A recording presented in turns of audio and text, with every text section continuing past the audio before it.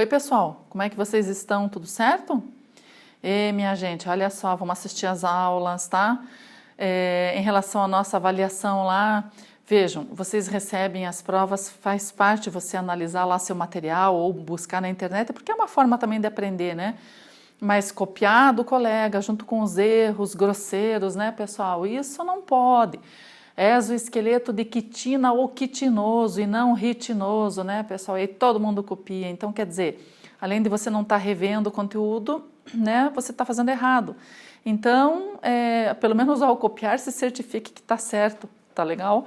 Mas você tem tudo na internet e tudo na sua apostila, né? Então, vamos lá para mais um filo hoje. Este filo aqui, equinodermata, escreve-se echinodermata e a gente pronuncia equinodermata ou equinodermos, é o último grupo de animais invertebrados dentro do reino Animalia. Então, por que será que esse grupo ficou por último, né, gente? Um grupo de animais estranhos, não tem cabeça, né, não tem olhos, mas é devido ao desenvolvimento embrionário deles, tá? Então, eles ficaram mais próximos do grupo ao qual nós estamos, que são os cordados, pelo fato de serem os primeiros animais deuterostômios. O blastóporo deles, lá na gastro, lá, aquele orifício, formou o ânus primeiro, e não a boca. E no nosso caso também. Então, essa é uma similaridade que só esse grupo de invertebrados tem comparando ao nosso caso, ao caso dos cordados, tá? O fato de serem deuterostômios, o fato do celoma que eles têm, que é a cavidade preenchida por líquido, ser formada da mesma maneira que a nossa, dos cordados, é um celoma do tipo enterocélico, né? Foi formado a partir das laterais do intestino, desse processo. O esqueleto deles é interno, como o nosso, mas a estrutura que originou o esqueleto deles é a mesma que originou a nossa. Qual folheto embrionário, pessoal, que formou os nossos músculos, hein? É a mesoderme, né? Então, os folhetos germinativos, né? A mesoderme que formou o endoesqueleto deles também. Por que é um endoesqueleto ou esqueleto interno? Porque ele é coberto por uma pele. Então, você observando esses animais, você não está vendo o esqueleto deles. Diferente de nos artrópodes, que a gente já observa o esqueleto deles, tá? Aqui não, aqui é coberto por uma pele, então é um esqueleto interno. Então, o esqueleto deles é de origem mesodérmica, eles são deuterostômios, são celomados do tipo enterocélicos. Então, esse desenvolvimento embrionário aproximou esse filo dos cordados, tá? Por isso eles ficaram por último. Pessoal, quem são eles? O filo é dividido em 5 classes, tá? São todos marinhos, olha só, exclusivamente marinhos. Nenhum deles é parasita. Importância econômica para o ser humano, muito pouca, tá? Na China, eles costumam ferver lá as paredes do corpo do pepino do mar, lá em preparos de sopas, mas basicamente para o ser humano não oferece uma alimentação rica como os crustáceos, os moluscos, né? Mas para as cadeias alimentares para outros animais, sim, né? Sempre tem lá a sua grande importância nessa parte. Bom, vamos lá, classe asteroide, é a primeira classe dentro do filo equinoderma, compreende as estrelas do mar. As estrelas do mar, aí a maioria tem 5 braços, mas tem estrelas que têm mais de 5 braços, depende. A posição normal do animal é sempre assim, ó, o ânus fica voltado para a parte de cima e a boca fica lá para a parte de baixo. A parte de baixo a gente chama de ventre, a parte de cima a gente chama de dorso, ou aboral em cima e oral embaixo, onde está a boca, tá? Então aqui para cima fica a abertura do ânus, aqui em cima fica a abertura das gônadas para liberação dos gametas. Aqui em cima fica uma plaquinha, tipo uma peneirinha que se chama placa madrepórica, por onde a água do mar vai entrar. Eles têm um sistema de canais dentro do seu corpo que funciona com a entrada da água do mar, é bem legal, daqui a pouco a gente fala sobre isso. Então, aí são as estrelas do mar, né? São animais que têm grande capacidade de regeneração. Você quebrando um braço da estrela do mar, claro, acidentalmente, sem querer, ela pode regenerar completamente.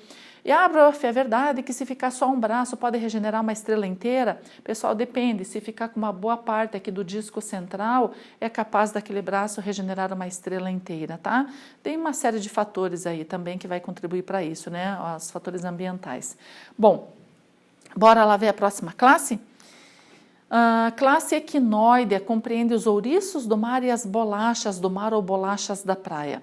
Pessoal, corpo globoso, levemente achatado nos polos, na região aboral e na região oral.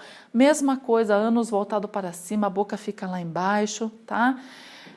Tem o corpo cheio de espinhos, os espinhos são móveis, os espinhos vêm do endoesqueleto deles, se projetam para fora, são móveis por causa da musculatura na base, né, que permite a movimentação. Ajuda eles cavucarem lá, escavarem um pouquinho, formando panelinhas nas rochas, lá no trapiche onde eles gostam de ficar, empoçados um pouquinho de água ali. E os espinhos também ajudam na proteção dele, né? Mas eles também se movimentam utilizando os pés ambulacrários, que a gente já vai falar sobre isso. Esses animais aqui na boca têm uma peça calcária composta por 5 dentes, que se chama lanterna de Aristóteles, que já foi muito cobrado em vestibular, né? Eles raspam as algas presentes nas rochas e aí digerem, né? Dentro do seu tubo digestório. Os ouriços, pessoal, são várias espécies, né? Esse aqui tem uma coloração levemente arroxeada, tem ouriços de cor marrom, cor escura, então depende muito da espécie, tá? Vamos passar aí para a próxima. Essa é a bolacha da praia ou bolacha do mar.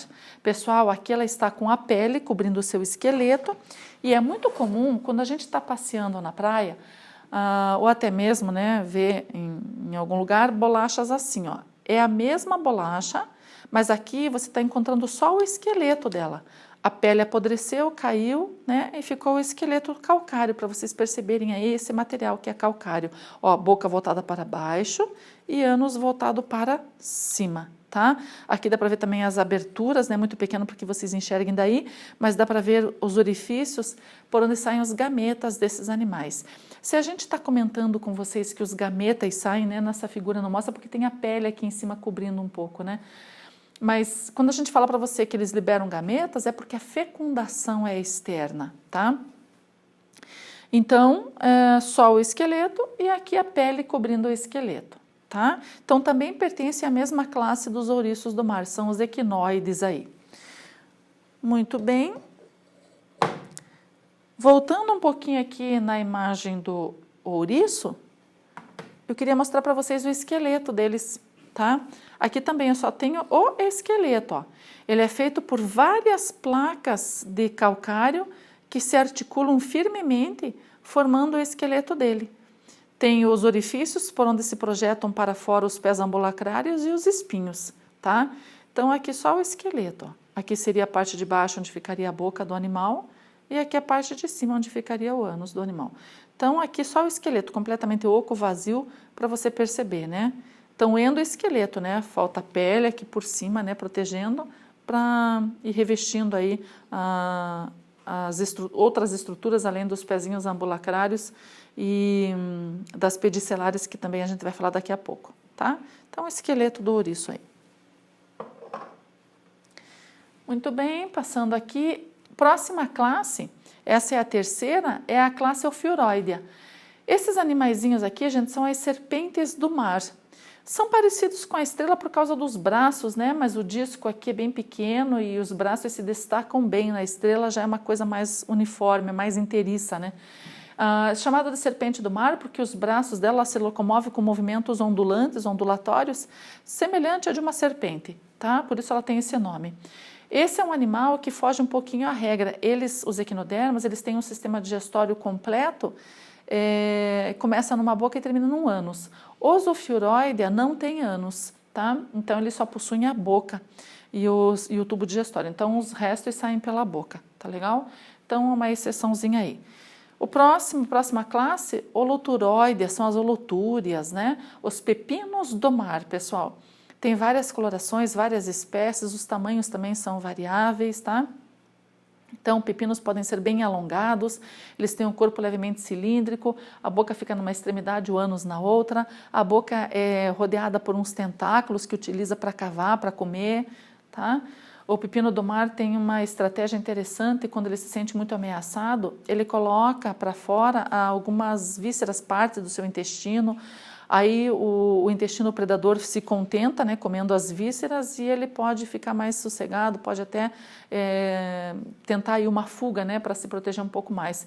Depois ele acaba regenerando com o tempo essas vísceras que ele colocou para fora para se defender, tá? Então, vamos aí para o próximo. aqui a classe crinoidea. Esses são os lírios do mar, são equinodermos fixos, tá? Tem aí vários braços, né? A boca e o ânus ficam aqui na extremidade de cima, na extremidade ali um do ladinho do outro, né? Então ele usa esses braços aí para coletar o alimento. Há muito tempo foi confundido com planta, né? Devido à sua aparência, seu aspecto, mas é um animal. Então percebam aí, nós vimos quantas classes? 5 classes: asteroide das estrelas, equinoide dos ouriços e das bolachas, ofiuroide da serpente, aulutoroide do pepino e crinoide dos lírios do mar. Pessoal, esses animais, eles se locomovem lentamente, né? São animais mais de fundo, são bentônicos, tá? Como a gente havia comentado, exclusivamente marinhos. Vocês viram que todos do mar, estrela do mar, bolacha do mar, né? Então, exclusivamente marinhos, aquáticos, aí, portanto, né? Claro, nenhum parasita, tá?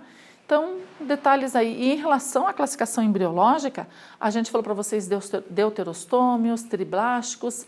E com relação à simetria, bom, eles têm larvas, então o desenvolvimento deles é indireto pela presença de larvas. As larvas têm simetria bilateral. E quando eles se tornam adultos, a simetria é radial. Baseada em 5 raios, por causa das estrelas, das serpentes, a simetria pode ser chamada também de pentarradial, tá? Bom, vamos dar uma olhadinha aqui no corpo dos equinodermos, tendo como base o ouriço. Então aqui, ó, projetando um pedacinho da pele dele, o que a gente percebe aí? Os espinhos que a gente falou que vem do esqueleto, ó, placas do esqueleto aqui se projeta, revestido então pela pele, tá? Na base aqui vão ter os músculos que auxiliam na movimentação. Você vai encontrar, o que é pápula, gente? Pápula são brânquias que se exteriorizam. Essas brânquias normalmente são 5 pares ao redor da boca, então fica embaixo. Então, por isso que um ouriço não precisa ficar coberto pela água para respirar. Tendo água que cubra pelo menos a parte ali que está em contato com a parte oral dele, ele já vai estar respirando pelas brânquias dérmicas, tá? Pápulas ou brânquias, então. Pedicelares são projeções relativamente móveis. Elas têm o formato assim de uma pinça, porque elas se dobram, elas coletam animais, larvas, parasitas, sujeiras, detritos que ficam na superfície desses animais, tá? Ó, aqui seria o celoma, onde estão dispostos os órgãos do animal. Olha a epiderme revestindo o corpo, né? Por isso é um esqueleto interno, tá? Muito bem, então vamos lá para a próxima. Pessoal, quando a gente fala de equinodermos, não tem como não mencionar o sistema ambulacrário ou ambulacral. É um sistema que funciona com a água do mar. Então, é um sistema hidrovascular, digamos assim, né? Ele é composto de peças, de canais e vai circular a água ali dentro para que o animal possa se locomover, entre outras funções.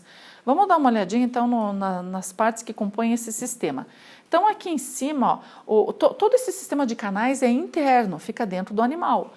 A parte desse sistema que fica para o meio externo seria essa placa madrepórica e seriam os pezinhos que fazem parte desse sistema que saem por baixo do corpo do animal, tá? Que ele vai utilizar pelos poros, né, do esqueleto que ele vai utilizar para se locomover. O resto é tudo interno. Então vamos lá, ó. Placa madrepórica. É uma peneira, é uma plaquinha cheia de buraquinhos para filtrar a água, para que a areia não entre, né, pessoal? Senão ia entupir o sistema aí. Então, entra a água pela placa madrepórica, ela vai seguir aqui por um canal madrepórico ou canal pétreo, também como é conhecido, é um canalzinho que vai desembocar no canal circular, tá? Esse canal circular aqui, ó, ou canal anelar também. Muito bem, desse canal anelar partem os canais radiais, que são esses canais aqui, ó, para cada braço da estrela, para cada braço, tá? Aqui está uma parte do canal radial, né? Para onde vai para cada braço. Esses canais, eles se moldam conforme a forma do animal. Por exemplo, no ouriço, eles fazem aquela volta acompanhando o contorno do corpo dele, tá? Os canais radiais. Desses canais radiais saem essas ampolas, essas estruturas gordinhas que você está vendo aqui, e os pezinhos, essas ampolas são ligadas aos pezinhos que são projeções, tá? Dessas ampolas aí. Então, como que funciona isso? Então, a água entra pela placa madrepórica, segue pelo canal pétreo ou madrepórico, vai para o canal circular e deste ganha os canais radiais. A água chegando aqui no canal radial, ela vai para dentro das ampolas. Então, o que vai acontecer? As ampolas, elas se dilatam para receber essa água, tá? O que acontece? Elas vão contrair. Elas espremem a água que está no interior delas para dentro dos pés. Os pés se esticam e na ponta tem uma ventosa e o pezinho gruda no substrato lá, tá?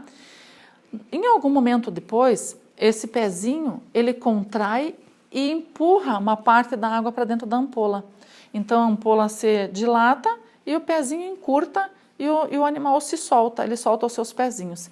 Então ele gruda o pezinho e solta, gruda o pezinho e solta. É assim que ele anda, através dessa movimentação de água. É claro que uma parte da água vai saindo pelos pezinhos, por isso que sempre tem que entrar água ali por cima pela placa madrepórica. A placa madrepórica fica na região aboral, na parte de cima do animal, tá? E os pezinhos ficam na parte de baixo. No caso do ouriço, por toda a volta do corpo dele.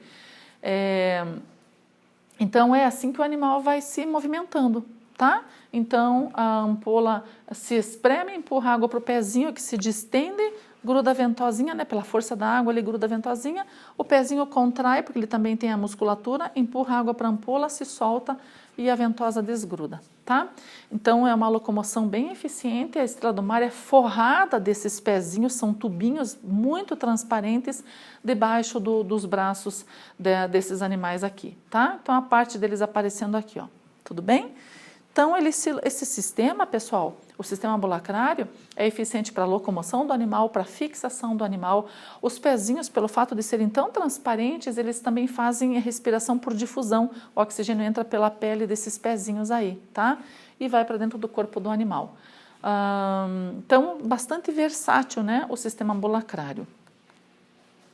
Aqui eu queria mostrar para vocês, quando a gente falou do sistema digestório desses animais, né, completo na maioria, exceto nos Ophiuroidea, os ouriços do mar têm uma peça calcária composta por 5 dentes. Aqui aparece só a ponta dos dentes, ó, 1, 2, 3, 4, 5. São 5 dentinhos, eles são conectados a uma peça grande dentro do animal ali, e esses dentinhos, eles são separados por músculo.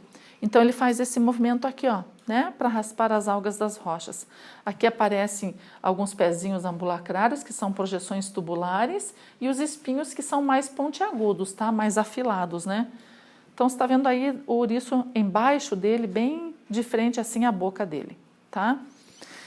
Estrelas do mar, normalmente são animais carnívoros, elas adoram comer ostras, né, os moluscos, elas forçam com os braços a válvula das ostras, abrem, vem com a boca bem em cima da ostra, projeta parte do estômago para fora, despeja as enzimas ali, praticamente já meio que dissolve um pouco, digere um pouco aquele molusco, e aí eles recolhem o estômago com já o alimento parcialmente digerido, tá? E termina a digestão dentro do corpo, dentro do estômago.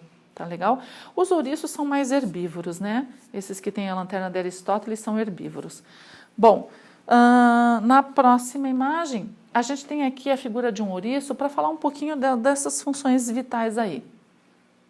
Pessoal, então vejamos aqui, ó, dentro do animal, o celoma, aonde estão os órgãos dispersos, tá? Boca voltada para baixo, aqui aparece a lanterna de Aristóteles com os dentinhos aqui, ó, tá? A pontinha dos dentes calcários aí. Então, aqui é o sistema digestório, tá? A gente vai mostrar aqui para vocês o sistema digestório primeiro. Então, aqui é a boca, né? Tá muito clarinha a imagem, mas o sistema digestório é esse tubo begezinho aqui, ó, tá? Ele faz umas voltinhas aqui para dentro do animal e vai lá, ó. Então, aqui tá o ânus, ok? Então, o animal vai liberar suas fezes aqui por cima, né? Então, a boca fica embaixo, o ânus em cima. Aqui tá uma gônada mostrada para vocês, a abertura de uma gônada. Se for ovário, é uma fêmea, se for testículo, é um macho. Então, os gametas vão sair aqui, ó. São 5 delas, tá? Elas ficam aqui ao redor do ânus. Então, tá mostrando só um orifício aqui da gônada para vocês. Em azulzinho claro, aqui é a placa madrepórica. Ó, lembra que a gente falou que é uma peneirinha por onde entra a água do mar, tá? Daí a água vem por esse canal pétreo, vai circular aqui no canal anelar ou circular, e daqui vem os canais radiais. Aqui está mostrando um canal radial para você acompanhando o formato do corpo do ouriço. Desses canais radiais tem as ampolas e os pezinhos, ó, que se projetam para fora. Tá vendo o pezinho aqui? Então, a ampola e o pezinho, tá? Então, esse aqui, você está vendo aqui em azulzinho claro, uma parte do sistema ambulacrário. Olha os espinhos, as projeções pontiagudas, né, que vem do esqueleto, tá? Quando eu comentei com vocês em relação às gônadas, os equinodermos têm os machos e as fêmeas, então eles são dioicos, tá? Só que por fora, você analisando lá os ouriços, é muito difícil saber quem é macho e quem é fêmea. Então, a gônada interna é que vai mostrar se é o macho ou se é fêmea, tá? Eles não apresentam dimorfismo sexual. Pessoal, quando a gente pergunta para você se tem um animal que tenha lá, seja dioico ou monóico, o tipo da fecundação e o tipo do desenvolvimento, quer dizer isso aqui, ó. Quanto ao sexo, dioicos.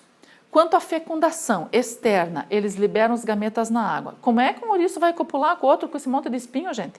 Não tem como chegar perto, então pensa nisso. Então tem que liberar os gametas na água, seja o que Deus quiser. Os gametas lá na água vão se encontrar, ocorre a fecundação externamente e formam-se os zigotos e, consequentemente, as larvas. Sempre que um animal originar uma larva, um estágio diferente da sua aparência, é um desenvolvimento indireto.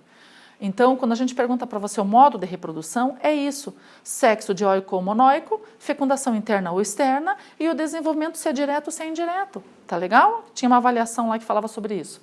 Então, ouriços e demais equinodermos. Dioicos, fecundação externa e desenvolvimento indireto, com larvas com simetria bilateral. Bacana, né? Então, tá. Então, falamos da reprodução deles, falamos aqui do sistema digestório, falamos para vocês do sistema ambulacrário respiratório. Olha aqui uma brânquia equidérmica, está mostrando uma só para você aqui, ó, tá? São 5 pares ao redor da boca. Então, eles respiram por brânquias. O pepino do mar, lá para dentro da sua cloaca, lá ele tem 2 tubos bem ramificados, que aquela estrutura chama-se árvore respiratória. Esses tubos acumulam água, cheio de oxigênio, que vai fazendo as trocas lá com os órgãos internos lá.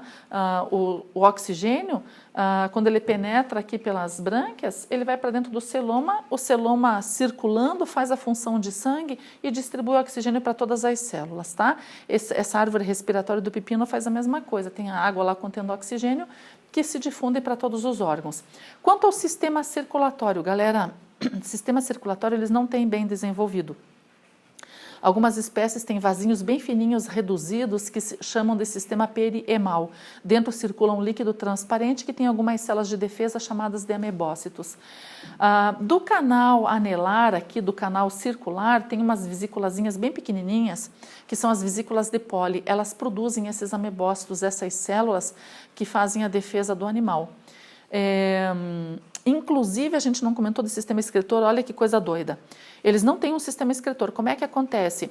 Essas vesículas de Poli produzem essas célulazinhas ali são móveis, parecidas com amebas, por isso se chamam amebócitos, tanto para fazer a defesa como para.